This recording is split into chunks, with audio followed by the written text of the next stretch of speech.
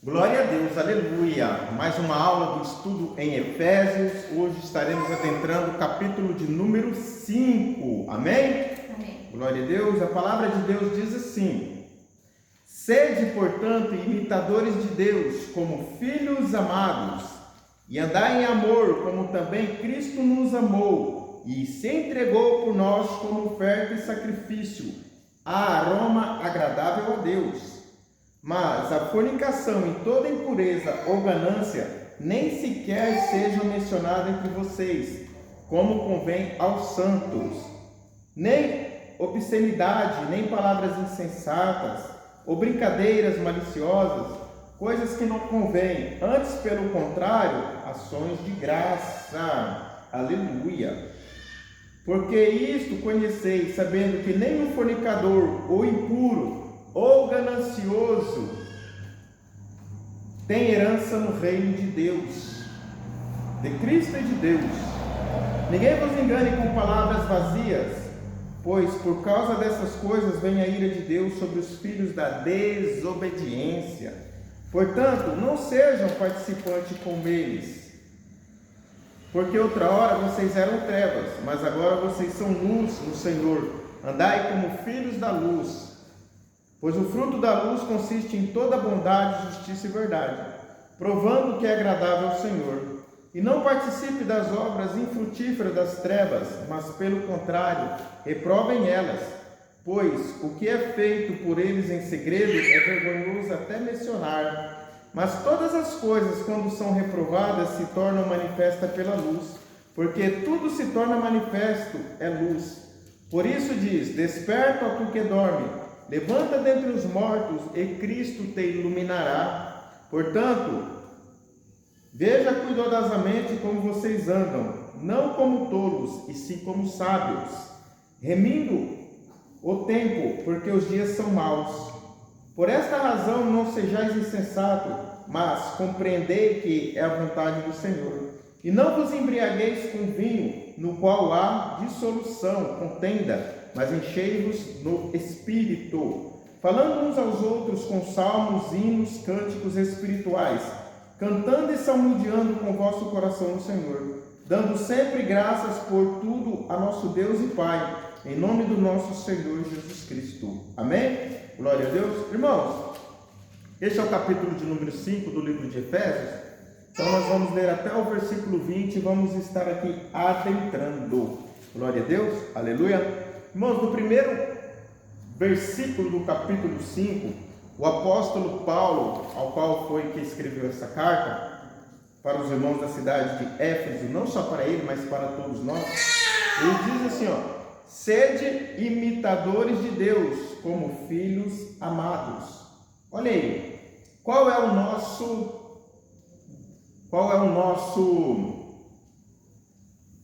nosso referencial? É Cristo.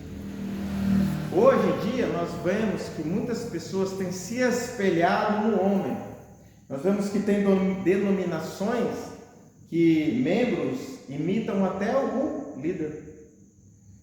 Fala igualzinho, se comporta igualzinho, tem até os mesmos sotaques.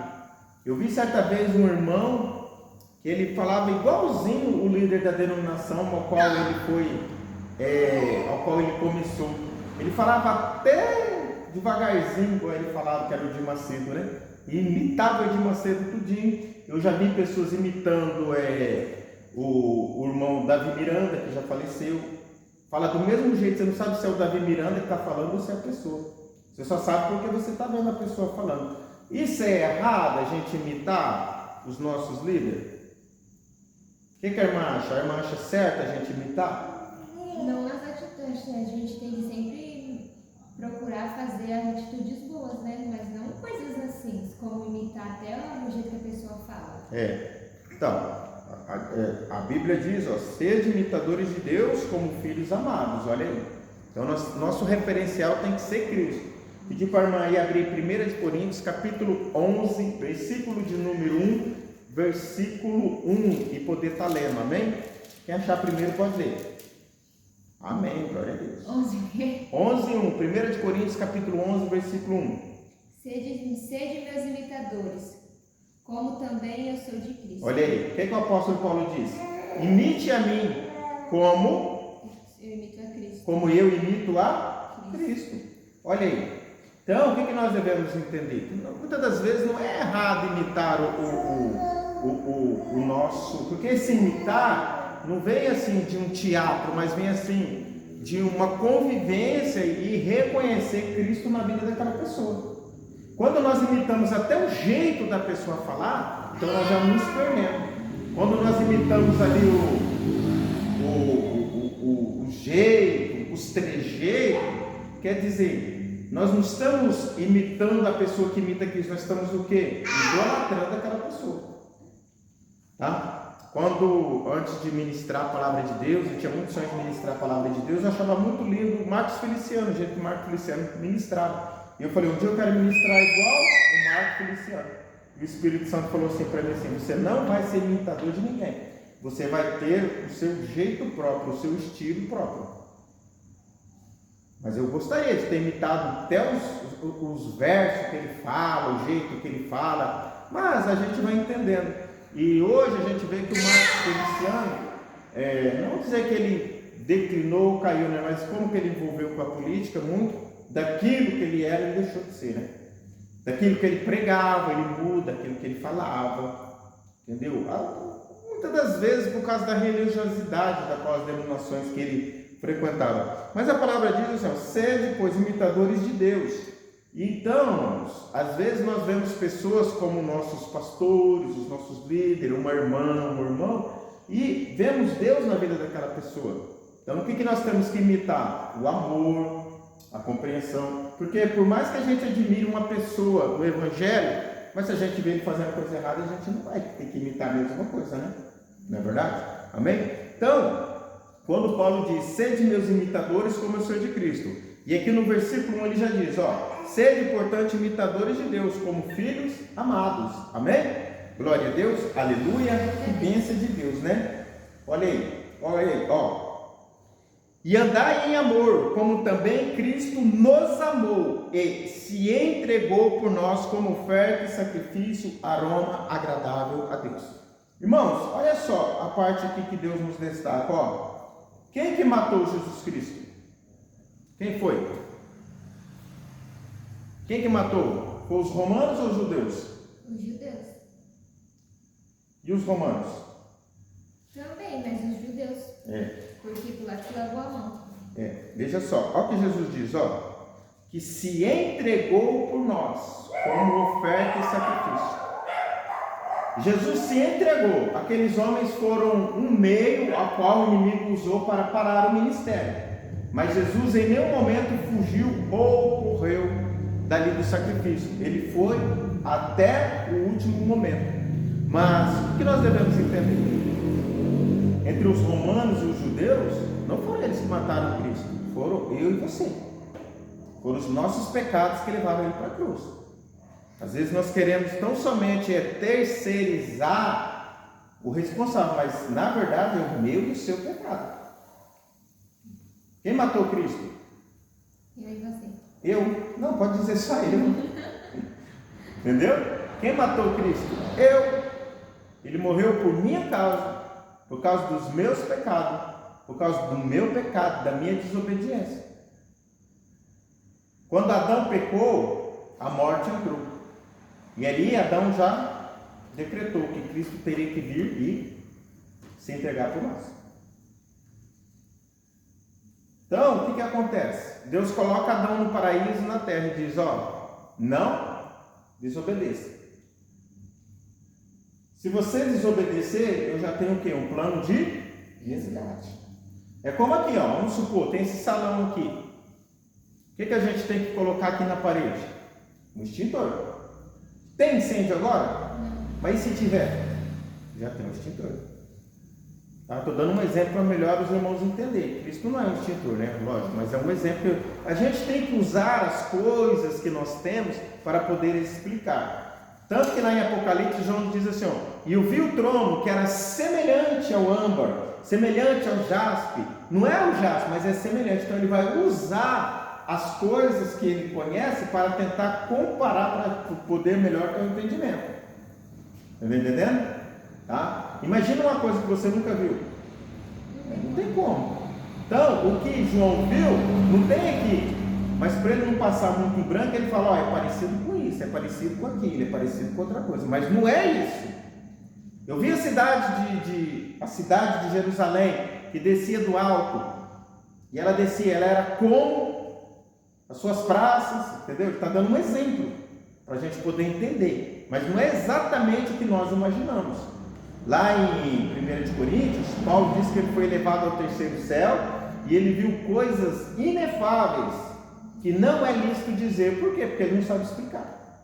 João ainda tentou explicar. Inefável é o quê? Que não tem como explicar, não é lícito, porque não tem como explicar, não tem como explicar. O que eu vi lá no céu, não tem como eu falar, vocês não vão entender. Então, o que acontece aqui? Como nós damos o exemplo do extintor, para a gente ter uma base. Mas quando Jesus colocou o homem na terra, ele já colocou o plano de resgate.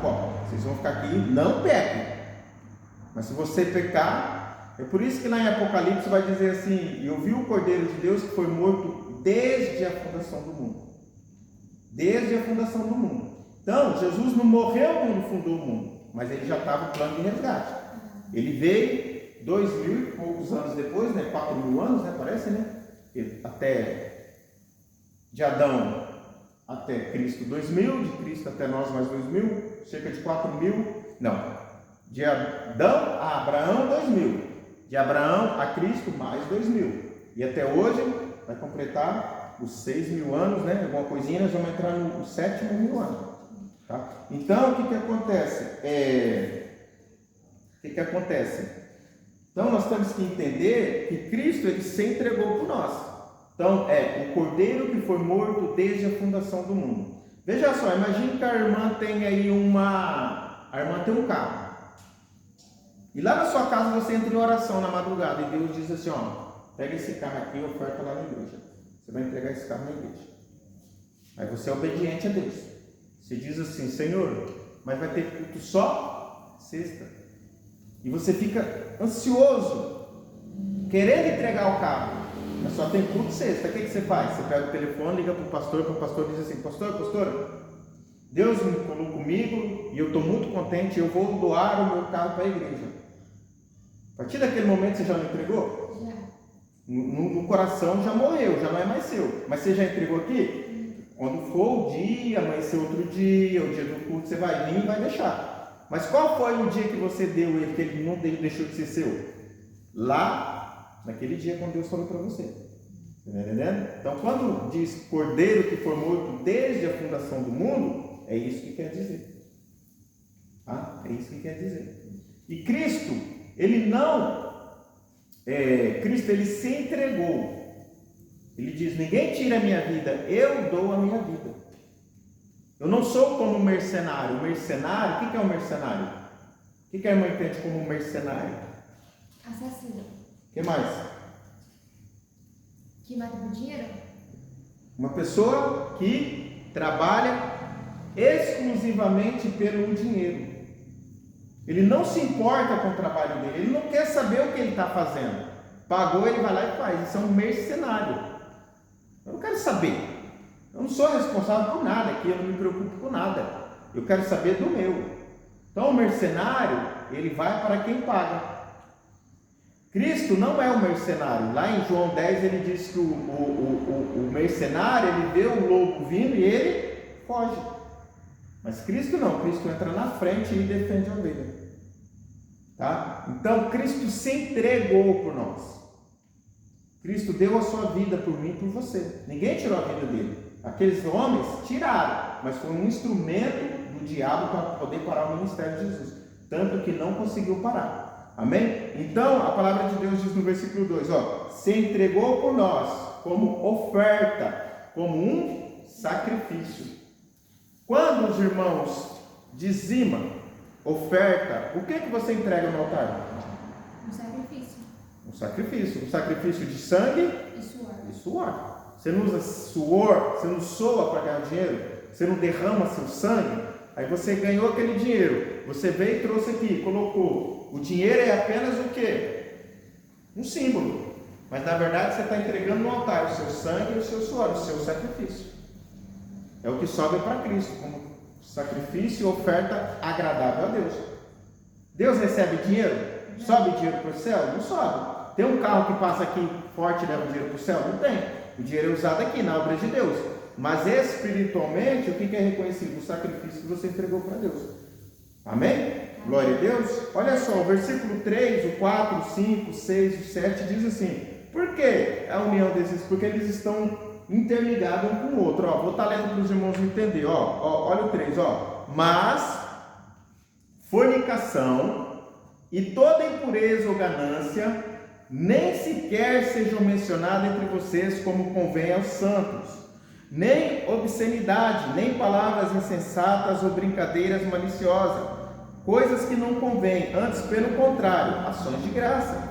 Por isso, conheceis, sabendo que nem o fornicador, ou impuro, ou ganancioso tem herança no reino de Cristo e de Deus.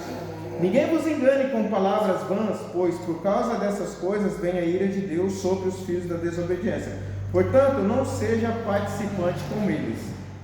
Amém? Amém. Olha só, como que é linda essa passagem aqui. Abre aí, Salmo capítulo 1, versículo 1. Abre aí. Salmo 1, versículo 1.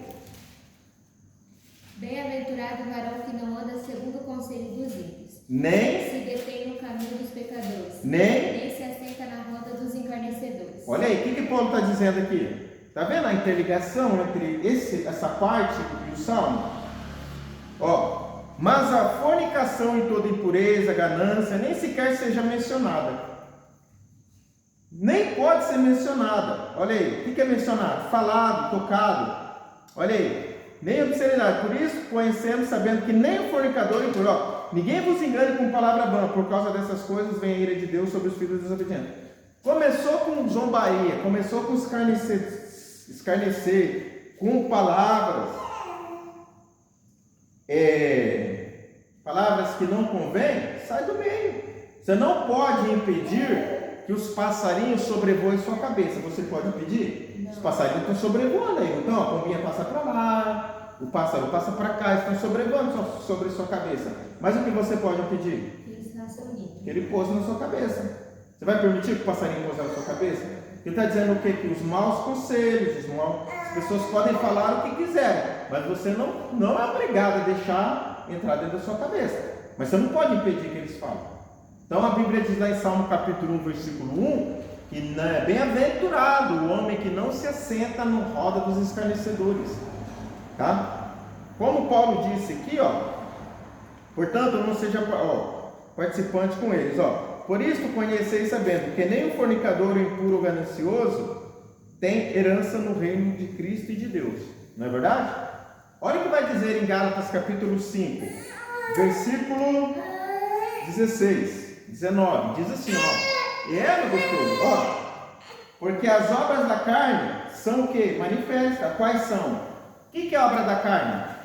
Olha lá: prostituição, impureza, lascívia, idolatria, feitiçaria, inimizade, olha aí, porfia, emulações, iras, peleja, dissensões, heresia, inveja, homicídio, bebedice, glutonaria e coisa semelhante a essa, as quais, acerca do que antes eu já disse para vocês, que os que cometem tais coisas não herdarão o reino de Deus. É simples. É igual Paulo escreve aqui no versículo 5 de Efésios, capítulo 5, nenhum desses aqui que pratica as obras da carne tem herança no reino de Deus. Então, se você não vai herdar, você não tem parte no reino de Deus. Pratica obras da carne, não se liberta das obras da carne, não tem participação na herança de Deus, nem no reino de Deus.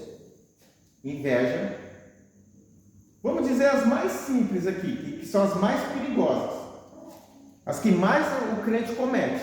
Olha só, olha aqui: ira, peleja. O que é peleja? Guerra entre si. disputa entre si, tá? Dissensões, homicídio, né? Misericórdia, né? Não podemos nem falar em homicídio, né? Mas tem muitos aí que praticam homicídio, olha aí.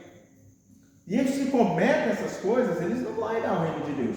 Por isso que o versículo 3 ao 7 está interligado. Amém? Olha só, o capítulo 3, no versículo 1, Paulo escreve assim no comentário dessa Bíblia, diz assim, ó: nada causa mais dano à humanidade do que a fornicação. Agora vamos lá, o que é a fornicação? O que você entende como fornicação? Não é sexo antes do casamento? Sexo antes do casamento, sexo sem casamento. Eu posso ser um fornicador? Posso ser um fornicador e um adúltero. Porque veja só, se eu casado sair com uma mulher que não é casada, eu estou adulterando? Estou cometendo quantos pecados? 2 pecados. Estou usando aqui um exemplo aqui de sexologia, sexo, né? Tá? Eu casado. Então eu cometo 2.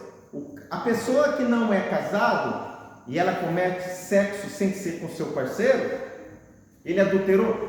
Não. Ele não adulterou. Ele não adulterou, por quê? Ele não é casado. Ele não vive maritalmente ou com alguém. Então quer dizer que não é visto aos olhos de Deus quando, por exemplo, uma pessoa vive junto e o homem trai a mulher, não é visto adultério diante de Deus? Como assim você diz? Não, o que nós temos que é adultério? Adultério é adulterar algo que é original. Veja só, se você vai lá no posto de gasolina colocar gasolina no seu carro ou na sua moto, e a gasolina foi o que? Colocar ali um solvente, uma água para multiplicar. O que aconteceu? Ela é original? Não. Ela foi adulterada. Então, quando alguém dentro de um relacionamento sai e procura fora do casamento aquilo que é para ser feito só no casamento, o que ele fez?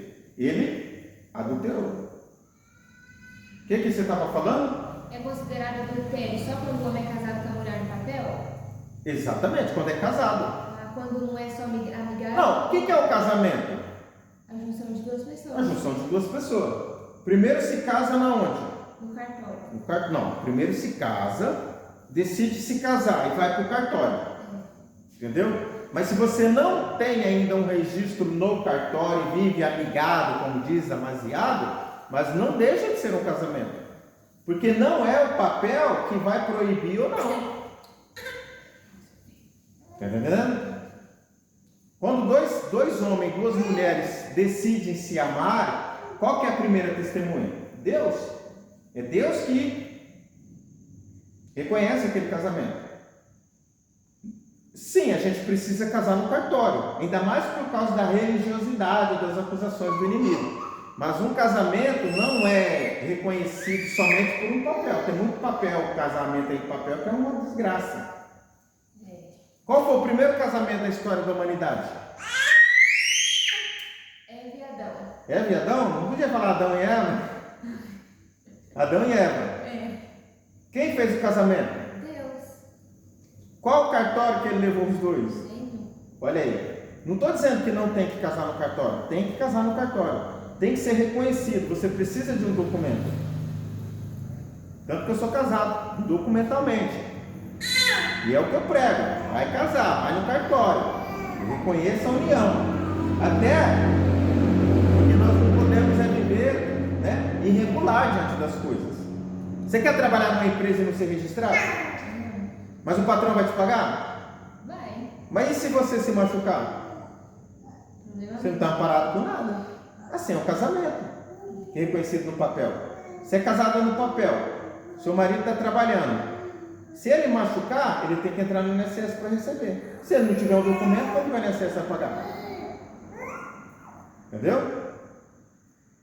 E como vocês vão receber? Então tem que ter. Mas um casamento não pode ser considerado somente casamento por causa de um papel. Até que o papel não voga nas leis humanas, mas ninguém deixa de trair ou sair do casamento por causa de um papel. Mas por amor. Amém? Então, fornicação, olha só, nada causa mais dano à humanidade do que a fornicação. é especialmente prejudicial para o propósito e intenção que Deus teve ao criar o homem e para a vida da igreja dos crentes, do corpo de Cristo. Isso se baseia em 1 Coríntios capítulo 5. O que Paulo está aqui, que esse comentário aqui está dizendo? Uma pessoa que vive em fornicação traz dano, porque o sexo ele não envolve só prazer e desejo, ele envolve ligação de alma. Quando você se deita com a pessoa, o que você se torna com ela? Não é verdade? Quer ver? Vamos lá ver o que está dizendo em 1 Coríntios capítulo 5 aqui. Eu até sei o que está dizendo em 1 Coríntios 5, eu até sei, entendeu? Quem se deita com a prostituta se torna um. Não é isso que a Bíblia diz? Aqui, olha o que está Paulo. Geralmente se ouve que entre vocês há fornicação e fornicação tal que nem ainda entre os gentios. Ele está falando de uma igreja, olha só. Nem entre uma igreja, nem ainda entre os gentios acontece. Como é haver que abuse da mulher de seu pai? O que aconteceu nessa igreja aqui? Tinha uma pessoa que saía com a mulher do pai dele. Poderia ser a madrasta dele, né? Ele não fala que é a mãe dele, né? Tá? Então, o que nós devemos entender? A fornicação antes de casar traz desgraça para a vida da pessoa e no meio da igreja contamina a igreja. Tem que casar, gente. Tem que casar, tem que levar certinho as coisas. Hoje está bagunçado o mundo. Primeiro se deita para depois ver se vai se casar, não. Hoje está aí um monte de mãe sem filho, pai, entendeu? Esse desastre que está no mundo. Olha só, olha o que vai dizer aqui em 3:2, 5:3, O reino de Cristo. Vamos voltar aqui então. Aqui, veja só. Agora mudando, Por isso conheceis, né? Que os que praticam tal coisa não têm herança no reino de Cristo e de Deus. Então, fornicador, você não vai reinar com Cristo. Adúltero, você não vai reinar com Cristo. Homicida, você não vai reinar com Cristo. Ladrão, você não vai reinar com Cristo. Bebedice, glutonaria, não vai reinar com Cristo. O que é glutonaria? Glutonaria é tudo aquilo que você come demais além do necessário. E não só alimentos físicos, está dizendo da alma. Pessoas que enchem a sua alma de alimentos espirituais que prejudicam ela. Tem uma parte lá que vai dizer que seu Deus é o ventre. O que importa para ele é aquilo que ele, entendeu? O que ele quer ingerir. Pessoas idólatras. O que é idolatria? Idolatria não é adorar só a imagem, é adorar um ídolo do mundo. Tá? Teve um show aí no Brasil aí esses dias de um cantor famoso, às vezes vem um cantor de fora, seja ele qual for lá dos Estados Unidos, lá dos Estados Unidos tudo essas porcarias pra cá, né? Pois a pessoa fica o quê? 1, 2 meses na fila para poder ver, tomando sol e chuva. Esse Rock in Rio aí do cão do inferno aí, as pessoas ficam na porta lá 1, 2 meses para entrar. Só para poder ficar perto do seu ídolo ali. Isso é idolatria. Eu ver aquela velha de 65 anos. Quantos? 65. Qual? Não é lá agora você está falando? Ela tem tudo isso? Tem. Tem nada? Tem? Tem. Ô glória!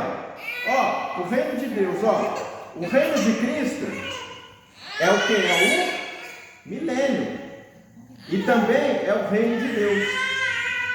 Os crentes foram regenerados e assim introduzidos no reino de Deus. E estão na vida da igreja, vivendo no reino de Deus hoje. Nem todos os crentes, mas somente os vencedores participarão do milênio. Olha só o que diz o comentário. Nem todos os crentes, mas só os vencedores participarão do milênio. Olha só. Vamos ver aqui, Na era vindoura, os impuros, os derrotados, não terão herança no reino de Cristo e de Deus, o milênio. Por quê? Veja só, o que vai dizer? O que é reino de Deus? É governo de Deus. Não é? O que é o reino? É um governo. É uma pessoa que governa, é uma pessoa que reina em nome de Cristo. Como que Cristo vai colocar um adúltero para governar? Imagine você numa igreja onde o pastor é um constante adúltero, o que ele vai fazer? Ele vai ficar dando em cima das irmãs casadas. Ou da solteira também.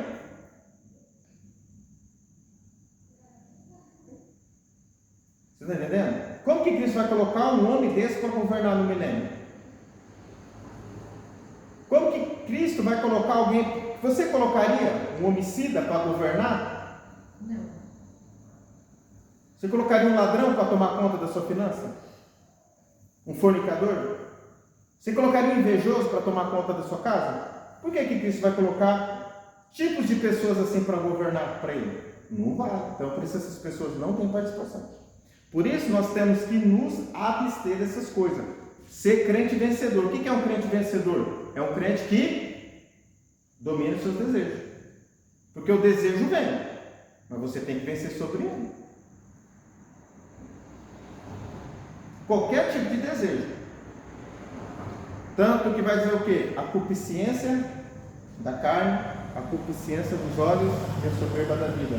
Não vem do Pai, mas do mundo. O mundo passa. Não é isso que diz lá em 1 de João? Veio a concupiscência. O que é a concupiscência? O desejo. Veio o desejo. Você não pode impedir, porque o desejo vem. Tem os desejos bons e tem os desejos maus. Mas você tem que saber dominar sobre o seu desejo. Se você não domina os seus desejos, o que você é? Você é um homem dominado, um homem caído. Um homem caído, um homem que não se contenta. Um homem que não se contenta com o seu salário. Um homem que não se contenta com o seu casamento. Um homem que não se contenta com nada, ele vai sempre buscar fora. E como que Cristo vai colocar? Então por isso que diz que essas pessoas não têm herança no reino de Deus. Não tem. Dá mamar para essa criança. Olha só. Tá? Vamos, ó. Fornicador. Olha aqui. Até procurei no dicionário aqui para ver o que diz fornicador no dicionário brasileiro. Ó. Fornicar. O que é fornicar? Praticar relação sexual sem estar casado. No caso dos casados, que pratica sexo fora do casamento é adultério. Gente, a gente tem que pelo menos saber o português, o que significa, o que é adultério, o que é fornicação. Porque muitas vezes o cara não é casado e ele sai com uma pessoa que não é casado, ele não adulterou, ele fornicou. Ah, pastor, é adultério. Tá, ele quer dizer, diga, mas biblicamente, no português não é. Você não pode acusar uma pessoa diante das leis e dizer, o irmão que não é casado, que a irmã que não é casada, ou com a pessoa adulterou. Ele é casado com quem? Não, ele não é casado não. Então ele não adulterou, ele fornicou. Mas quem é casado, teve relação fora do casamento, é adultério. Viu como a diferença entre fornicar e adulterar? Espiritualmente, os dois matam a alma, matam a fé. Só estou dizendo uma diferença entre um e o outro no contexto da língua, do português, para melhor entender. Mas os dois matam a fé da pessoa. Mata a fé da pessoa. Uma pessoa que vive em fornicação, ele está destruído espiritualmente. Um crente casado, uma irmã que vive em adultério, ele está em pecado constante. Entendeu? Ou roubando, ou matando, ou trazendo contenda, guerras, ira, peleja. Você pode irar? Você pode, você está vivo. Mas a Bíblia diz, irais e não se coloca o sol sobre a sua ira. Você vai ficar irado, você está vivo, mas você não pode deixar a ira te dominar. Se a ira te dominar, se todo dia você está irado, o que você é? Você é um derrotado. Como que Cristo vai colocar alguém para reinar? Assim, uma pessoa que só vive irado? Como que um casamento vai sobreviver se um dos dois só vive irado? Então são obras da carne, tá?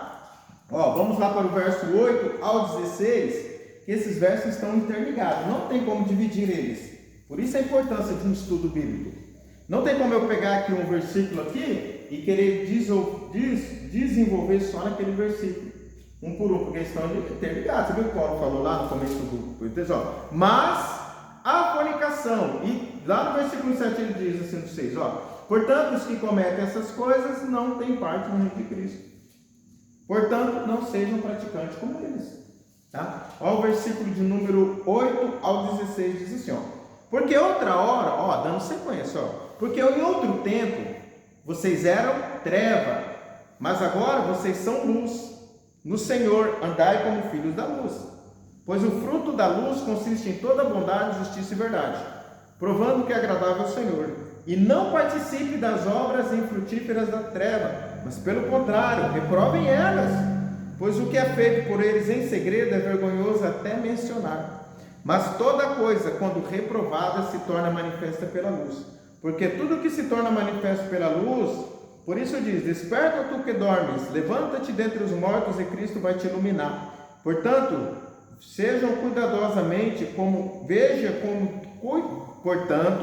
vejam cuidadosamente como vocês andam, não como tolos, e sim como sábios, remindo o tempo todo, porque os dias são maus.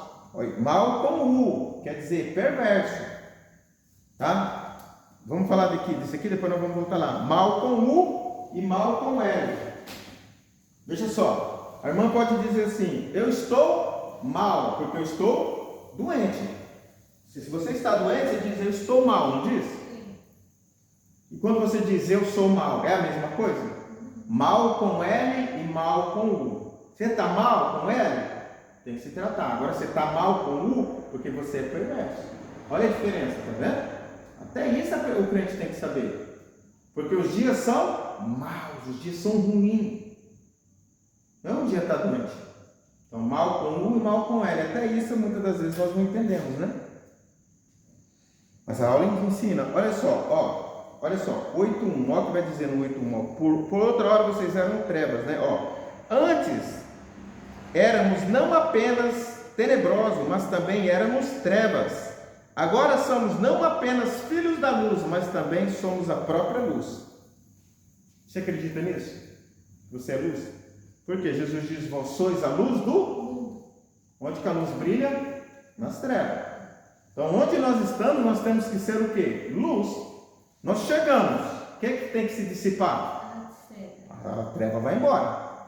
A escuridão não tem poder de dominar sobre a luz. Nós, como servos do Senhor, não podemos deixar as trevas nos dominar. Tá? Assim como a luz é Deus, as trevas é Satanás. E éramos trevas porque éramos com Satanás. Agora somos luz porque somos um com Deus, nosso Senhor. Nós somos luz agora. Jesus diz, eu sou a luz do mundo. Jesus diz, vós sois a luz do mundo. Olha que lindo. Tem duas luzes? Não, só tem uma. É que a luz de Cristo brilha em nós e reflete em nós e nós brilhamos. Como que eu vou ser treva, luz, se lá no meu serviço eu sou treva? Como que eu vou ser luz, se lá no meu Facebook eu sou treva?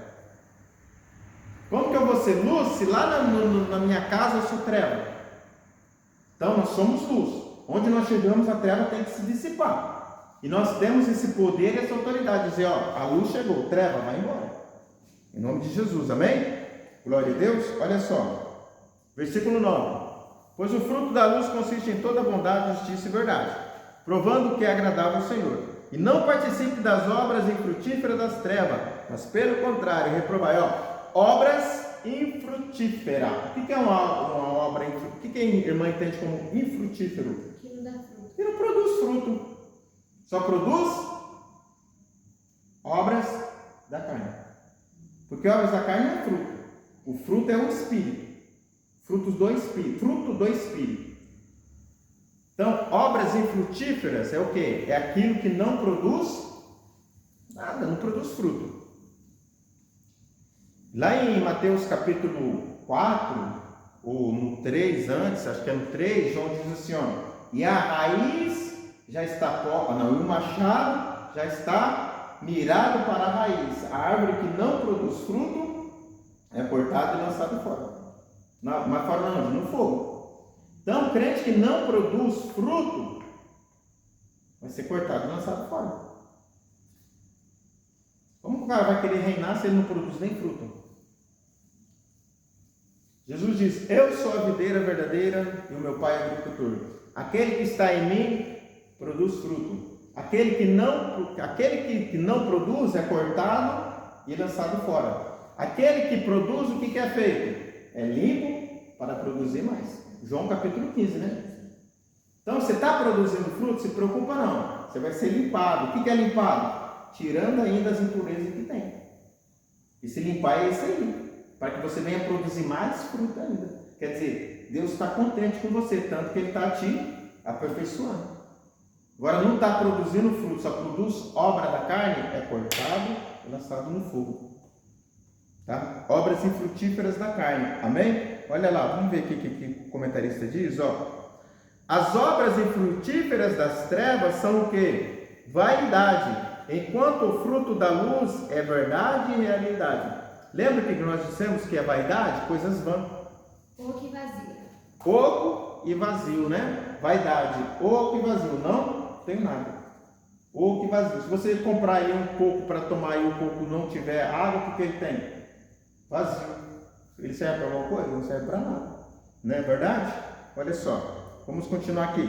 Pois o que é feito por eles em segredo é vergonhoso até mencionar. Mas todas as coisas, quando são reprovadas, se tornam manifestas para a luz, porque tudo que se torna manifesto é luz. Jesus diz assim para os fariseus, assim, ó, vocês não querem vir a mim para ter vida, por isso vocês vão morrer no pecado de vocês. A Bíblia diz que tudo que é feito nas trevas, quando é manifesto na luz, é desfeito. Quando um ladrão planeja um roubo de um banco ou de alguma coisa, e a polícia descobre ali, o que acontece? Foi desfeito aquele plano, foi desmanchado aquele plano. Por isso que muitas das vezes você tem sonho com isso, sonho com aquilo, sonho com outra coisa, é Deus jogando luz ali, é manifesto e é desmanchado. Quando vem na igreja e diz assim, ó, Deus está te livrando de um acidente, porque aconteceu um acidente. Então, ali Deus revelou, e ali o diabo já diz, ei, já fomos descobertos, vamos sair fora daqui. Não vai dar mais certo, não vamos mais planejar isso aí não, porque Deus já entrou com a providência, já jogou luz no plano do inimigo, entendeu? Entendendo? Ó, tô vendo aqui isso, aquilo, e Deus está te dando o livramento. Não é que o profeta está inventando, criando, é porque Deus jogou luz no plano do diabo para a vida de alguém. Tá? Ah, mas profecia isso, irmão? Depende. Confia em Deus. Examina o que diz, né? Porque a profecia está sujeita ao profeta. Tem profeta que se perde, mas o que é de Deus permanece. Amém? Glória a Deus. Olha o versículo 14, me diz assim, por isso diz, desperta tu que dorme, levanta-te dentre os mortos, e Cristo te iluminará. Olha aí, desperta tu que dorme, levanta-te dentre os mortos. Uma pessoa morta é qual? É aquela que está no cemitério? Também, né? Mas aqui não está falando de quem está morto e enterrado, está falando de quem está sem Deus. O homem sem Deus é um homem morto. Está cheio de morto, cruzando aí na rua, para lá e para cá, andando de bicicleta elétrica, sentada nos bar, é pessoas mortas. Para Deus está morto. Mas tem que vir para Cristo para ter vida. É disso aqui que ele está falando. Olha só, ó. Aquele que dorme e que precisa da reprovação mencionada nos versículos 11 e 13. É também alguém que está morto e precisa ser despertado do sono e ressuscitado dentre os mortos. Olha aí, viu só? Ressuscitado dentre os mortos. Então, você que já pregou para uma pessoa do mundo e ela se converteu, veio para Cristo, creu, batizou, o que você fez? Você ressuscitou morto. Então tem ressuscitação de mortos ainda no nosso meio, não tem? É que nós não entendemos. É que nós achamos que quando um morto é ressuscitado, é só como ou quando Jesus fez com a viúva de Naim. Outra aí, fala aí outra aí que Jesus ressuscitou. Lázaro. Quem mais? Talita. Quem mais? Dorcas. Não foi Pedro que ressuscitou, foi Jesus, né? Amém? Mais um aí. Yes. Mais um. Ele quem? Jesus mesmo. Então, mais um. Lá em Atos dos Apóstolos, conta uma passagem que Paulo estava pregando. Eutico. Que ele caiu da torre. Caiu da torre, exatamente. Viu aí? Glória a Deus. Olha, crente bom é isso aí, que entende Bíblia. Por isso a igreja vai prosseguir, em nome de Jesus, amém? Mais que o inimigo queira parar. Olha aí, tá? Então, irmãos, olha só, vamos falar do versículo 17, 18, 19 e 20. Olha só, diz assim, ó, por esta razão, não seja insensato, mas compreendei qual é a vontade de Deus. E não vos embriagueis com vinho, no qual há dissolução, contenda, mas enchei-vos do Espírito, falando uns aos outros com salmo, hino, cântico espirituais, cantando e salmodiando com o coração ao Senhor, dando sempre graças por tudo ao nosso Deus e Pai, em nome do Senhor Jesus Cristo. Amém? Glória a Deus. Olha só, o versículo 17, 1 diz assim nesse comentário, compreender a vontade do Senhor é a melhor maneira de remir o tempo. Remir, A maior parte do nosso tempo é desperdiçada porque não conhecemos a vontade do Senhor. Irmãos, você podia até deixar isso aqui para a última aula, viu? Para a próxima aula, viu? Porque aqui tem muita coisa linda aqui, não dá para passar rápido, Vamos deixar para a próxima aula. Eu vou pedir para a irmã que no próximo versículo, na próxima aula, lembra da gente continuar no versículo 17, tá?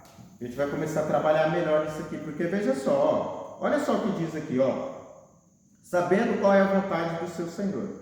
Tem um versículo, uma parábola que Jesus diz assim, aquele servo que soube a vontade do Senhor e fez, sabia a vontade do Senhor e não fez, receberá muita açoite. E aquele que não sabia e não fez, vai receber pouca açoite. Então, se você sabe o que tem que fazer e não faz, você vai ser punido. Açoite, castigado, penitência.